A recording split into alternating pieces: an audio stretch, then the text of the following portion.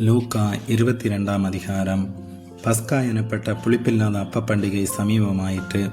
அப்பொழுது பிரதான ஆசாரியரும் வேதபாரகரும் அவரை கொலை செய்யும்படி யோசித்து ஜனங்களுக்கு பயப்பட்டபடியினால் எவ்விதமாய் அப்படி செய்யலாம் என்று வகை தேடினார்கள்.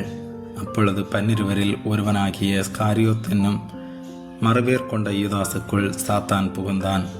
அவன் பிரதான ஆசாரியர்களிடத்திலும் சேனை தலைவர்களிடத்திலும் போய் அவரை காட்டிக் கொடுக்கும் வகையை குறித்து அவர்களோடு ஆலோசனை பண்ணினான்.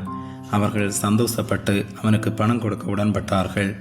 அதற்கு அவன் சம்மதித்து ஜனக்கூட்டம் இல்லாத வேளையில் அவரை அவர்களுக்கு காட்டிக் கொடுக்கும்படி சமயம் தேடினான். பஸ்காவை பலியிட வேண்டிய புளிப்பில்லாத அப்ப பண்டிகை நாள் வந்தது.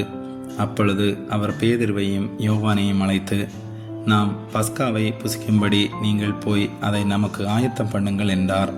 அதற்கு அவர்கள், நாங்கள் அதை எங்கே ஆயத்தம் பண்ணும்படி சித்தமாய் இருக்கிறீர் என்று கேட்டார்கள். அதற்கு அவர், நீங்கள் நகரத்தில் பிரவேசிக்கும் போது தண்ணீர் குடம் சுமந்து வருகிற ஒரு மனுஷன் உங்களுக்கு எதிர்படுவான். நீங்கள் அவனுக்கு பின் சென்று அவன் போகும் வீட்டிற்குள் நீங்களும் போய் அந்த வீட்டஜமானை நோக்கி, நான் என் சீசரோடும் கூட பஸ்காவை புசிக்கிறதற்கு தகுதியான இடம் எங்கே என்று போதகர் உம்மிடத்தில் கேட்கச் சொன்னார் என்று சொல்லுங்கள்.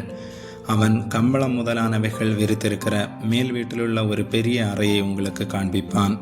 அங்கே ஆயத்தம் பண்ணுங்கள் என்று சொல்லி அனுப்பினார்.